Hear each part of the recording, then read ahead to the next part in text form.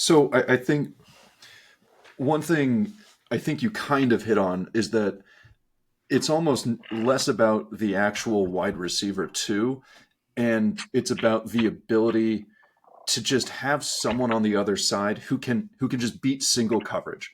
Because if you have someone on the other side who can beat single coverage, then doubling whoever the wide receiver one is really kind of maybe hurts your defense because the wide receiver two is going to be getting open. And that wide receiver two could be a lot of different skill levels. And it could depend on, if you're playing a team who's mainly zone, mainly man, whatever it may be. But I almost wonder if investing in a wide receiver two is only a smart decision when you already have a really good wide receiver one.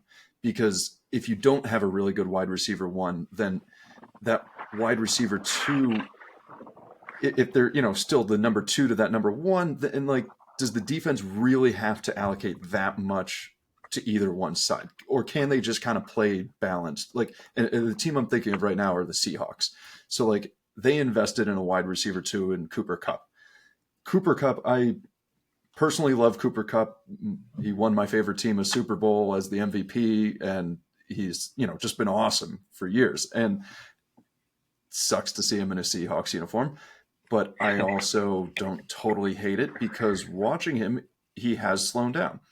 And they invested in a wide receiver too, who may still be able to beat man coverage, definitely can work a zone, obviously, but is Jackson Smith and Jigba a good enough wide receiver one that teams are going to be leaning towards him and leaving Cooper Cup to just do damage on the other side? I don't think so. So that's kind of where I'm at, thinking like you got to get the wide receiver one before you can get the wide receiver two.